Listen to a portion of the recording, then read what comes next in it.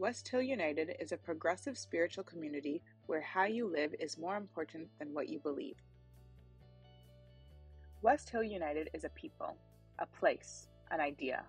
We are a community living out of a progressive faith, striving to make a positive difference in our own lives, the lives of others, and the world. Join us Sundays at 10:30 a.m. or connect with us at any time. The readings this week are taken from the works of three people born in the early 1900s, one in France and two in the USA.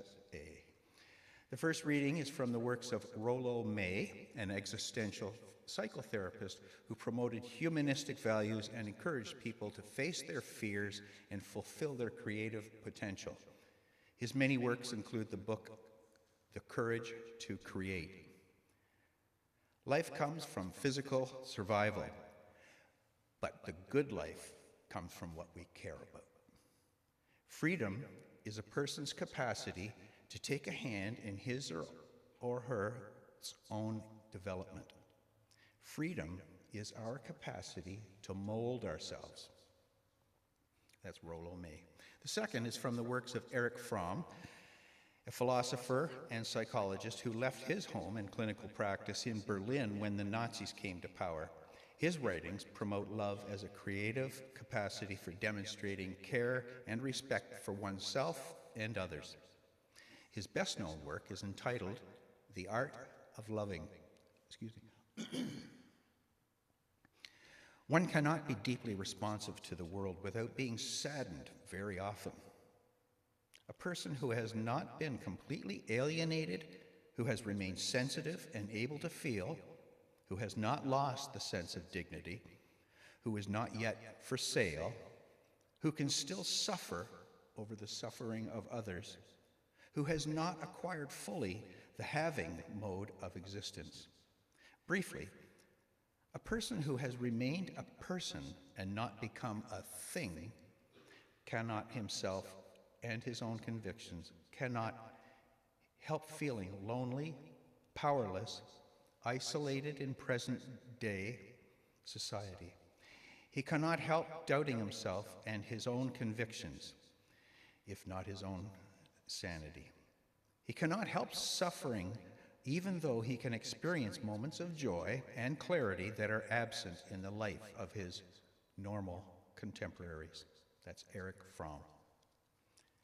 The third is a French dramatist and literary critic, Jean Anouilh, who wrote both comedies and tragedies for the French theater. Creating during the Nazi occupation a highly vulnerable time for authentic artistic expression, he stressed the crucial importance of maintaining one's moral integrity, humanitarian values, and especially when one is under pressure to compromise them. To say yes, you have to sweat. Roll up your sleeves and plunge both hands into life, right up to the elbows. Love is, above all, the gift of one's self. That's Jean Anouilh. Offered as wisdom for the journey. Please be seated.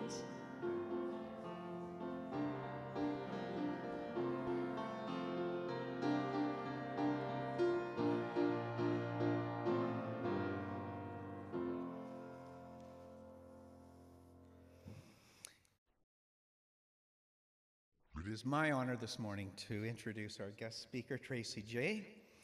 She is a Grenadian-born, but now lives in Durham, just a few minutes from us. She is a spoken word performer and tea enthusiast, unlike Ted Lasso. She transforms her writing into a safe haven and healing space for herself and others, exploring themes of love, mental health, women's empowerment, and the mysteries of life. Tracy has successfully merged her passion for tea and poetry, creating a business that offers natural, caffeine-free teas that reflect the essence of her poetic work. TracyJ has graced dynamic stages from churches to corporations to the local municipality and community events. Some of her noteworthy performances include being a featured poet at Dr. Umar Johnson's Community Discourse in Oshawa, Toronto Poetry Slam, Consulate General of Grenada movie screening, Rogers Mosaic Diversity and Inclusion Event, Olive Branch of Hope Breast Cancer Survivors Gala, City of Toronto Black Mental Health Awareness, City of Oshawa Fiesta Week, Cultural Expressions Incorporated, Municipality of Clarington and the region of Durham Black History Month events. Tracy proudly curates I Am Woman and I Am Enough, a yearly spoken word and music performance showcase held every March. And we are feeling very lucky, Tracy, to have you here today to join us and to speak with us. Please welcome, a warm Stellium welcome to TracyJ.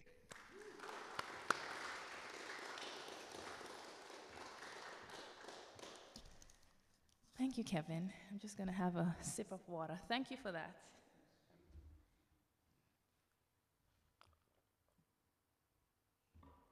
Good morning, good morning. And good morning to those on Zoom. There's a freeing feeling that I got when I came in here, something unconventional, and I love it, I really, really appreciate this. I've never experienced this before, but I'll be talking about this to my friends. And I was telling Wendy earlier that I went to an event at Toronto Poetry Slam yesterday where I was at a feature, and I mentioned to quite a few of the poets, because you guys would have met Dwayne Morgan. So he has When Brothers Speak, and two of his featured speakers were also featured speakers last night as well for the upcoming one. And I was telling them about it, and they're like, oh, I didn't know about that, and that sounds very interesting. And they took the address down, so I'm gonna try to mobilize, because this is something that people would love. I didn't really expect this, but I love this, and thank you so much, West Hill, for having me. So I'm honored to be in your presence and to share my journey on how quiet reflection turned into empowered action, how I learned to listen to that inner voice, embraced risk that came with change, and how I stepped into my purpose. And I'm going to start off by doing what I do best, poetry. So I'm going to do a little poem to start off, and this one is called Change. Yes, I've changed. I fed myself with a spoon of endless possibilities. And today I exist as a star. I exist as a galaxy. I had a one-on-one conversation with the universe. We talked and we cried. We laughed and we danced. I was told it's time for me to take a stance. I was told that I am the sun and I must rise on days even when I don't feel like it. I was told that I'm the moon, and when darkness thinks it overshadows me, I'll be awarded with space to shine even more brightly. I like to call myself a light, the way I illuminate pathways with my words one at a time. Time I've learned should never be wasted, so I've learned to love each moment that I live in. See, moment is time, and time is the only thing that proves we're existing. So yes, I've changed. I've had to change.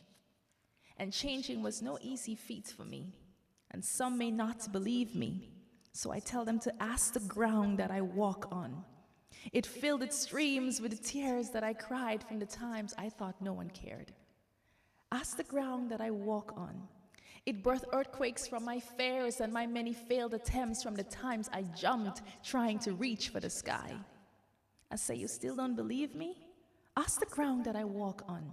Crystals were formed from the shape of my knees when I couldn't stand. I had burdens so heavy my feet couldn't carry me. So yes, I had to change. And I'm not sorry I changed. It's now time for them to get to know me all over again.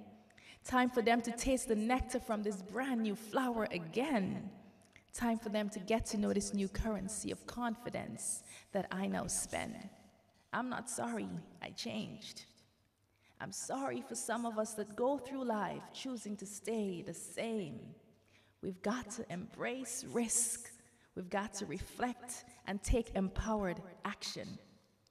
So this poem was the catalyst to me becoming who I am today. It was one of the very, very first poems I wrote years and years ago.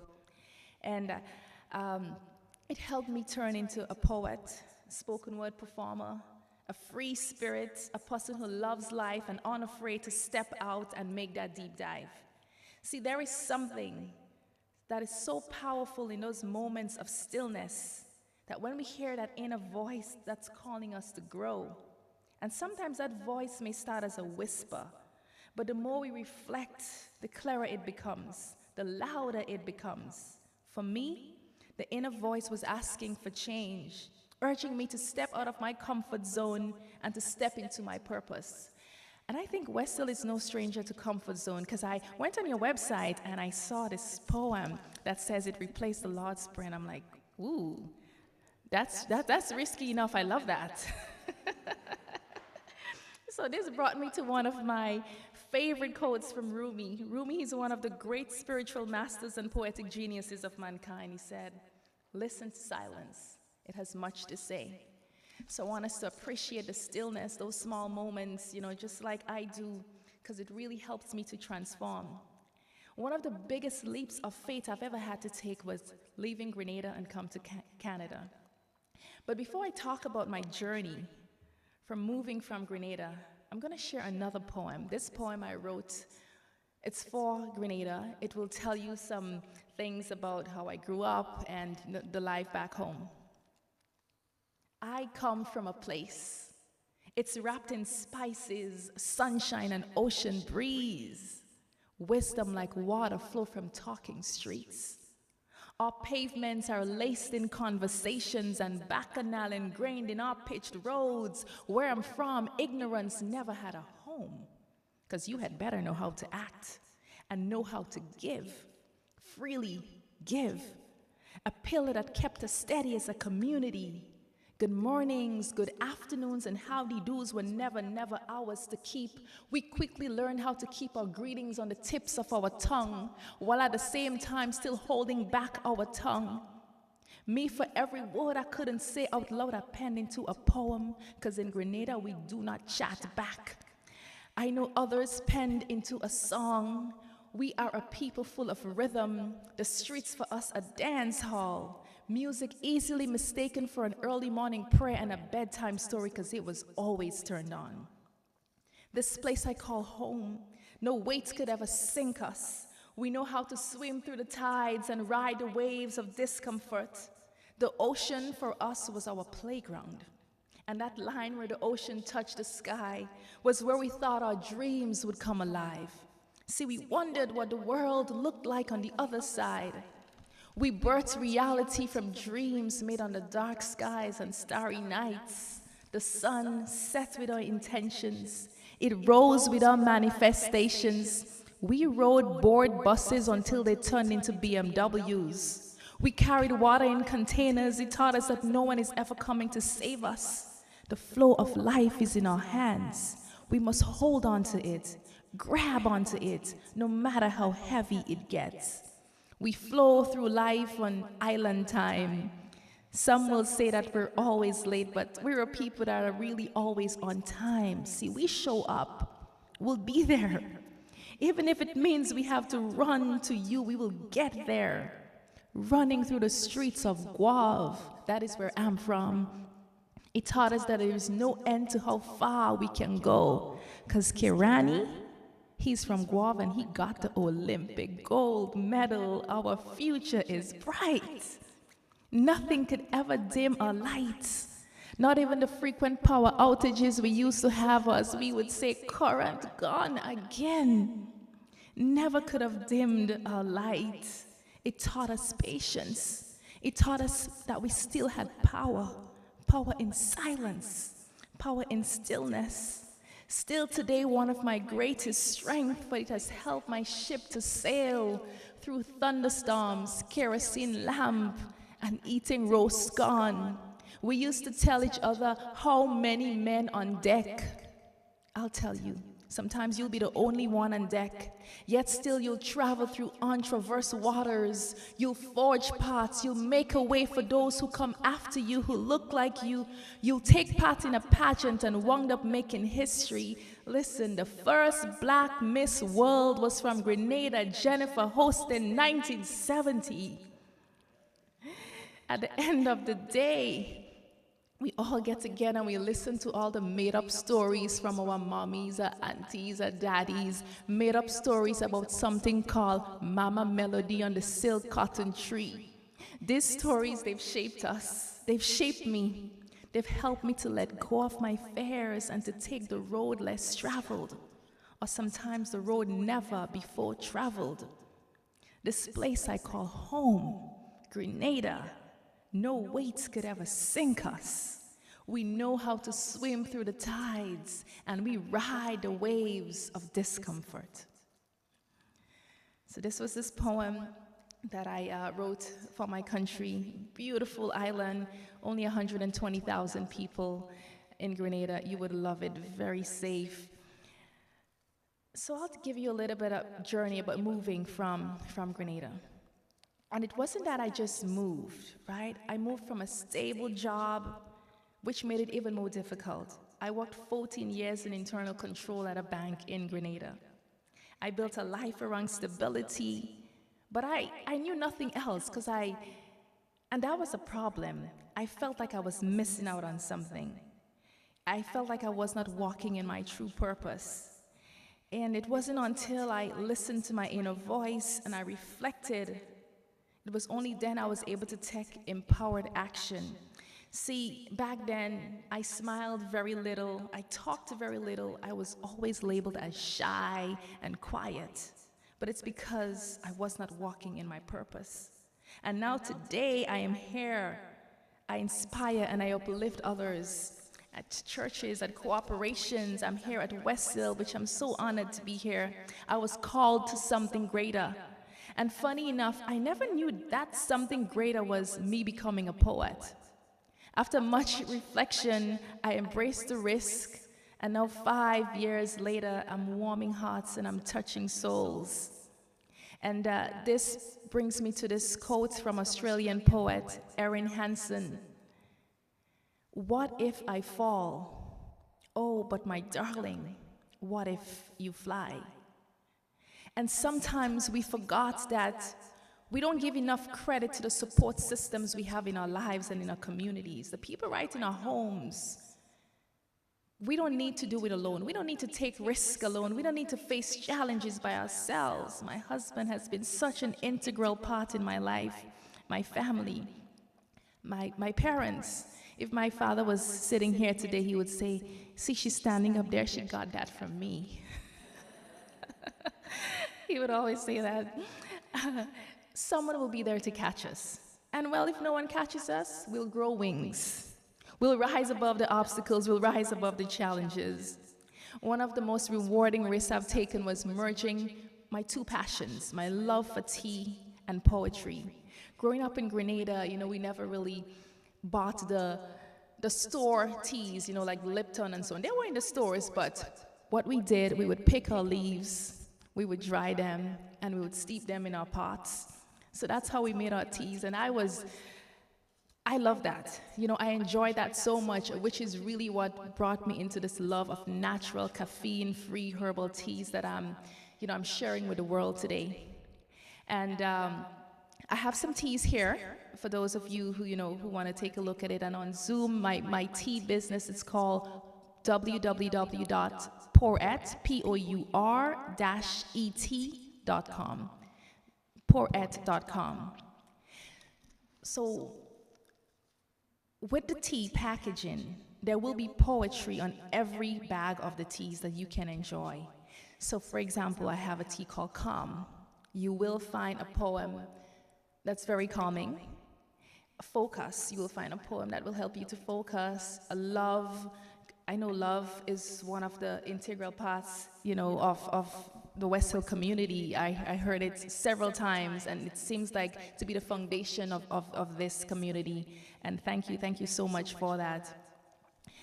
So poet, it allowed me to share my art of poetry and my passion for teas with others to help provide spaces for reflection and growth. I've plunged into entrepreneurship, and guess what? Your girl is curating a selection of teas and that people can enjoy. I share my passion. I get to share my passion, get to share my love with others, with the entire world, because you can order and I will ship to you. This new chapter in my life was full of risk, stepping into the unknown world of art, of entrepreneurship and advocacy. But embracing those risks led me to a path of fulfillment that I'd never ever imagined. Change isn't easy, and growth often comes with struggle. And I can tell you I had some struggle. When I got the first batch of teas, I had to throw it away, money down the drain, because I got it from, we imported it in. So there was a process, and I think it must have stayed too long where it was during the transit, and I had to throw it all away. So I'm telling you, it will come with struggle. And I didn't give up. I embraced it, and I not moved on, but as Kevin said, moved forward. So I took that risk, and I got to share it with others. Change isn't easy, and growth often comes with struggle. But that's when we find our strength. That voice within us, it doesn't just call us to act, it comforts us. It reminds us that we can handle the challenges ahead. I took that risk, and I got to share the reward with others. I encourage you all to take those risks, no matter how uncertain they feel. Start small. And I know this community is no stranger to risk. And when I got here, while I was listening, I said, y'all don't need this talk, you know, the whole idea of the unconventional meeting, this is a risk in its own, and I love that. So thank you so much for being open to change and for listening. And I hope this little part of my journey, this message, it inspires you to take risk even further that will lead you to empowered action. And a lot of my risk that I took, you know, because I had a lot of encouragement from my mother, and I would like to end this by saying a poem that's dedicated to her, if you allow me to. I want to turn into my mama. I want to wear my heart of gold next to my chest so the people I love can have easy access. But they'll know to never, never take my kindness for weakness. I want to love long and hard and deep, just like her. See, her love was sourced from the Nile River. It is no wonder nothing could outrun her. Her boundless heart beats in tandem with nature. Naturally, my mama should be called the eighth wonder of this world. But see, this world doesn't quite deserve her. Her love is too far-reaching. I often reach for her understanding, but she's the one puzzle I could never, never piece together. Pieces of her scattered in the ether. My mama gave up on her hopes and her dreams for us. She took them and she stowed them in her womb. It is why the womb is called a uterus. Mama took from herself and she gave to us. I want to wear my smiles the same way she wears her hats, often and a lot. I want the world to know that my strength is sourced from my lips, from my tongue, from these words that I speak, and I will forever wear my bright red lipsticks just like my mama. See, red lipstick is not just a statement.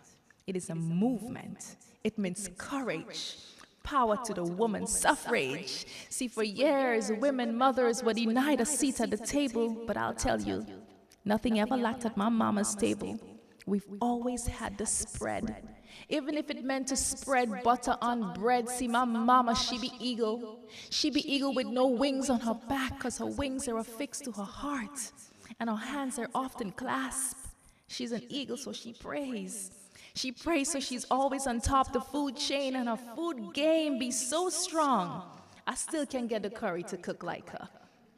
I want to turn into my mama. See, I value her so much that I want to stack her wisdom one on top the other. I plan to buy myself a money counter so I can count all the blessings that I'll be receiving from her. I want to turn into my mama, this eighth wonder of this world. But sometimes I think this world doesn't quite deserve her. The same way this world did not deserve the mothers who have left us either. So to those of you who have lost your mama, she's still showing up every day for you. Because I stand here not just as a poet, I'm her vessel. And her words of wisdom is speaking through me to you. To those who have conceived and lost, or who have never conceived, it is inconceivable for you to think that you are not a mother. Once you've bridged worlds, once you've lighted up lives, once you've created highways for others to pass, the qualifications of a mother you've long surpassed. The true meaning of a mother, it is not tied to the womb, neither is it tied to the navel string. It's tied to none of these parts. The true meaning of a mother is tied to the heart. Thank you so much. Woo, I love the snaps.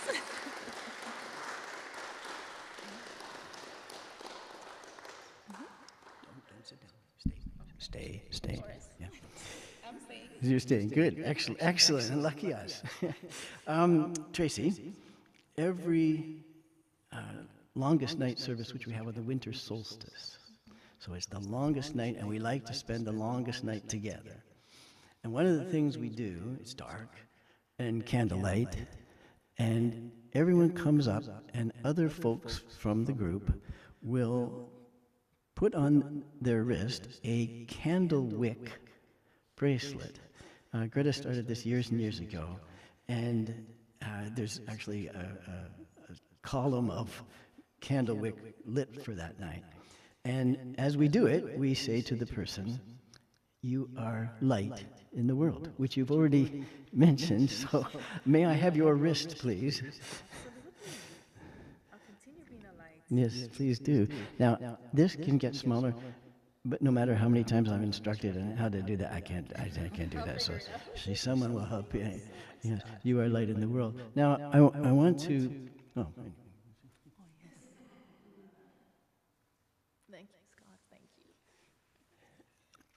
I'm going to ask you some questions, and if there's anyone in the room, the wide room, Vilma, again, if you could watch, if we could have the screen, if we could have the gallery for a moment. Okay, Tracy, if you could look at them. You may have clapped at the time, but we didn't hear you or see you, so if you want to send Tracy the message that you, I thought that would be good. There we go. Look at that, lovely.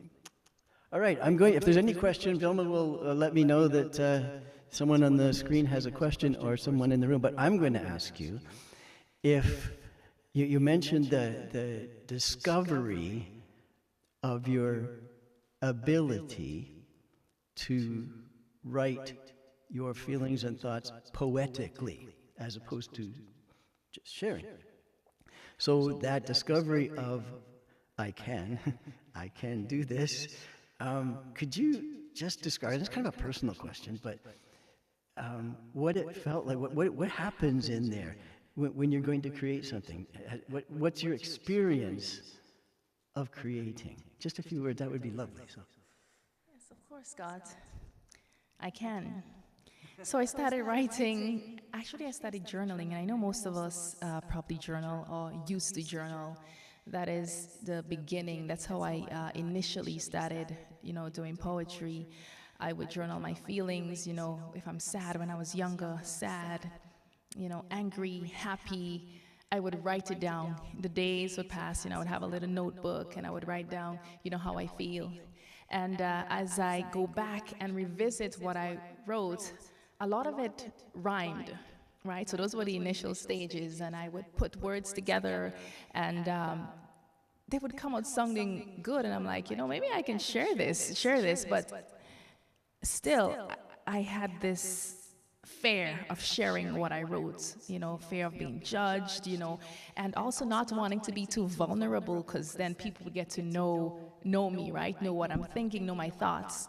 But as I got older, reading books through, listening to self-help talks and so on, it encouraged me to step out of that fear and to start sharing my poetry. And the process of creating right now, I write a poem twice. I would write it for myself first, then I go back, I revisit, and I think about it. what would the people listening think? I rewrite it for the people. So that is my process of creating. So I write it first for myself because I have to be engaged in it first. I have to love that poem first.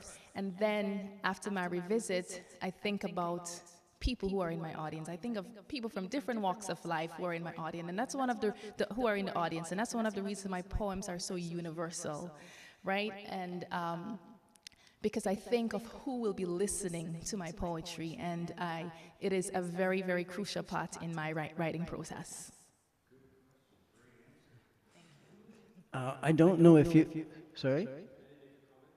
Yes, of course. No, go ahead. Thank you. Excuse me, I'm going to actually ask, I was already going to do this. I was already going to have you come to the front. So please come and stand right here, right there. Stay.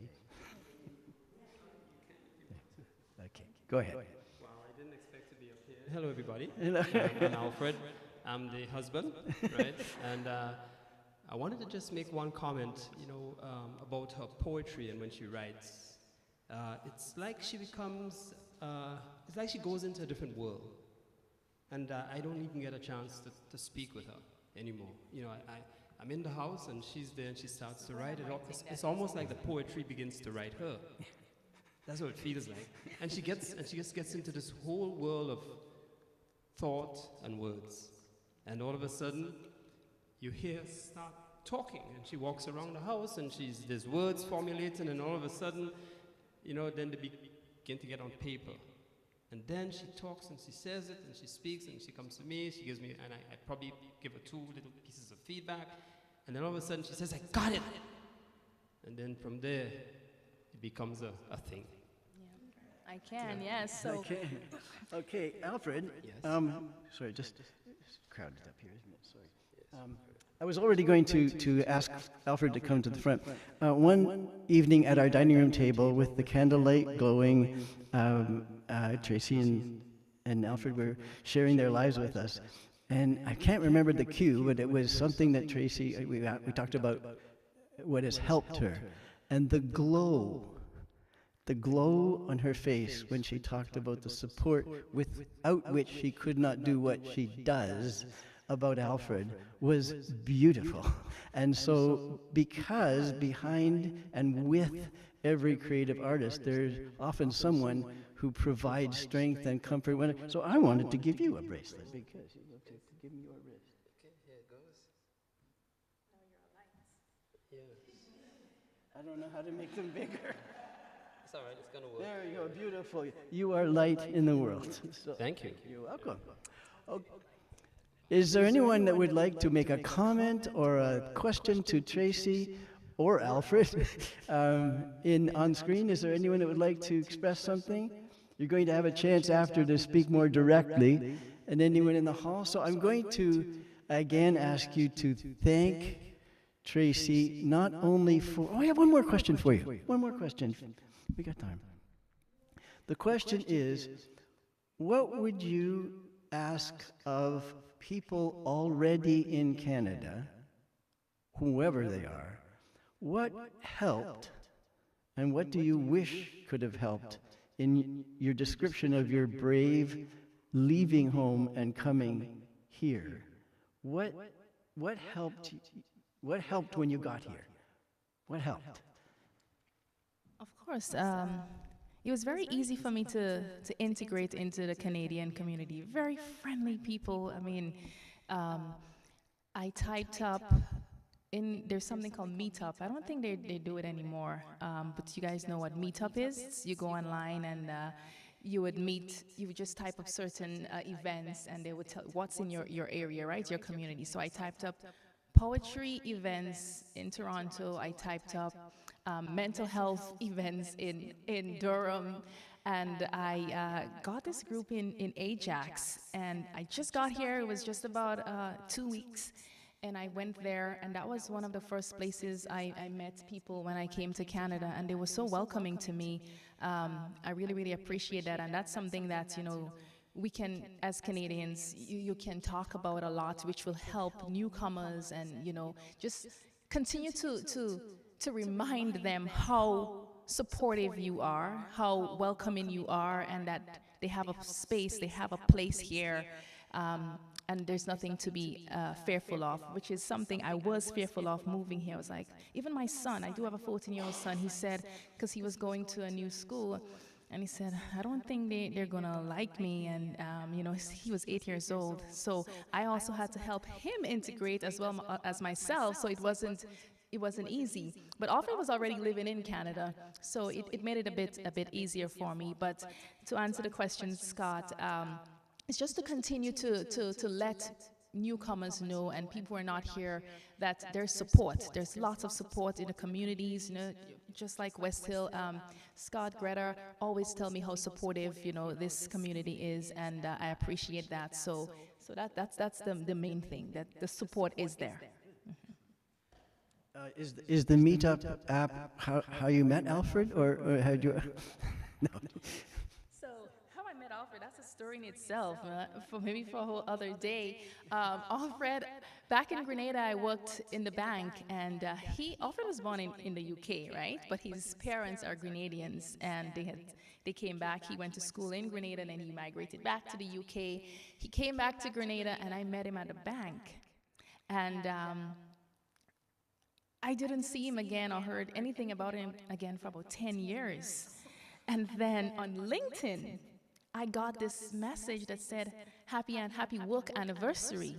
So I let 2 days pass, and then I said, do I know you? I sent a message to him. And then he said something so weird, so strange. He said, I'm gonna marry you. I'm like, what? I didn't speak to him for 2 weeks. I'm like, that's crazy people thing. And then we reconnected again. You know, Alfred is a spiritual soul. You know, he's not into anything religious, just like myself. And we blended so well. You know, we talk a lot about, you know, self-help books. You know, the power of the subconscious mind. You know, that's where our train of thoughts usually are, and we blended so well, which is really what pulled us together.